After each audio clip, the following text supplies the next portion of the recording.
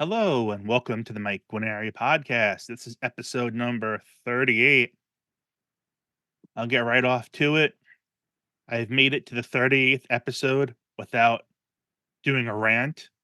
Uh, but today I feel there's a need for a rant. And after that, I will speak nothing of it because it does not deserve attention. It does not deserve notice. It should just go into the trash bin of history. So I'm going to try to make it short because, like I said, I don't want to give this person any more exposure. Not that anyone, not that I'm a huge outlet or anything, but I don't want to waste any more brain cells on it than I have to. So I don't know if you've heard or not, but I believe it was yesterday, the actress Emma Stone made some pretty nasty comments about people who suffer from anxiety. And, you know, let me just read what she said first. These are the words of actress Emma Stone. Part of the nature of anxiety is that you're always watching yourself. In some ways, this is horrible to say, it's a very selfish condition to have. Not to insult other people with anxiety, I still have it, but it's because you're thinking about yourself a lot. You're thinking about what's going to happen to me. What have I said? What have I done? What a stupid thing to say. There's no other thing to say other than it's a stupid thing to say from a stupid person. You know, if you don't want to insult people who suffer from anxiety, then why the hell did you say it? It just doesn't make sense unless you're a self-absorbed actress who is selfish and wants to draw attention to herself. So, before I discuss more of Emma Stone's uninformed, moronic statements, I want to take a step back. Emma Stone, by her own account, has suffered from anxiety since childhood. I'm not going to comment on her severity or anything because everyone is different. And even the same level of anxiety could have different effects on different people. But she's talked about her anxiety over the years, which had actually had a positive unintended byproduct of maybe bringing some attention to the situation of anxiety. I don't know how big her platform is. I don't know who the hell she is, but it might have been a positive side effect. But in all her talks about, oh, I have anxiety. Oh, I've suffered from anxiety.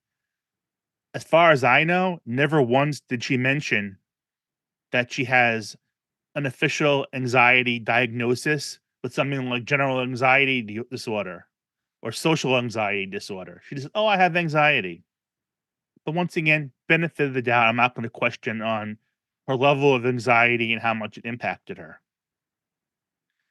But talk about being selfish. For a Hollywood actress to call a large group of people who are suffering from a disease selfish is outrageous.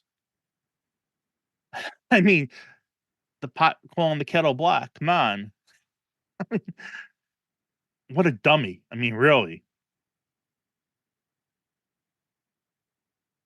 Yeah, I mean, I'm just trying to think of what to say because I can't think of anything to say that won't make me sound low class. But, what is she calling cancer patients selfish too? Oh, that cancer patient, they want to have surgery to remove their cancerous cells. And to top it off, they want chemo? Come on. How selfish can you be? I mean, you can say that about any disease or illness. What a moron this woman is. And like I kind of mentioned a few minutes ago, who the hell is Emma Stone? I've never heard of her before now. When I first read her the comment she made, I thought she was Emma Watson from Harry Potter. I got the names confused. Because once again, who the hell is Emma Stone? And why does anything she say matter? I mean, maybe she's making these outrageous statements to draw attention to herself. Well, congratulations, Emma. You did that. You drew attention to yourself by proving that you're a selfish person and, quite honestly, a disgusting person. That you would say something to hurt people suffering from anxiety. I mean, I don't want to curse that much, but you're just a piece of shit. That's what you are. If you know anything about anxiety, you know your statements is going to cause people suffering from anxiety more anxiety. We spin, we spiral. We don't do anything selfish within the condition. I just don't get it. I mean, we who suffer from anxiety know the reality of it. It's a truly debilitating disease if you have it bad enough or if it impacts you bad enough. And in many ways, anxiety is the exact opposite of being selfish. I'll give you a couple of examples. I get anxiety about being late for appointments, meetings, even parties. I have anxiety about that and it spirals. And it's not because I'm worried about me, it's because I'm worried about the other person or people. I don't want to keep them waiting. I don't want to insult them. I don't want to this. It's about them. When I used to commute into the city to work, that was one of the worst times of anxiety for me. And I wasn't having anxiety for me because I'm being selfish. I was having anxiety about arriving on time for my employer to do my job for them, not for me. And I could keep going on listing things that where my anxiety was not wanting to hurt or impact the other side, not worrying about me.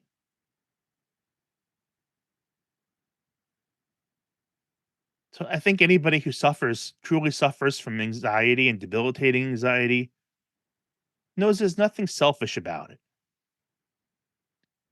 And like I said, by Emma's logic, anybody who suffers from any disease or condition is selfish, especially if they actually want treatment. I mean, God forbid. Well, like I said, I have no idea who Emma Stone is. She wasn't on my radar, but now I'm actively going to be avoiding anything she is in or does or associated with. I'm very protective of my fellow anxiety sufferers, and I'm very sympathetic to them. That's why I'm looking for additional supplemental relief of the symptoms for you guys. But I'm selfish, so I'm doing that. But what a moron this Emma Stone is. And I don't think I have anything else to say about her. As I end this podcast, I'm done. I'm not going to ever speak of this again. I just felt like I had to do it once, but I'm going to let the moron lie now and, whatever. So, on another note, I'm working on a book. I've said this before. Please, actually, I'm working on my second book, I should say, book, a guide, or whatever you want to call it. Number two, please head over to MikeGuarneri.com and sign up for my email list. That way you won't miss anything that's coming down the pike or any announcements or anything. The link to my website where you can sign up for my email list is in the description below. And until tomorrow, stay well.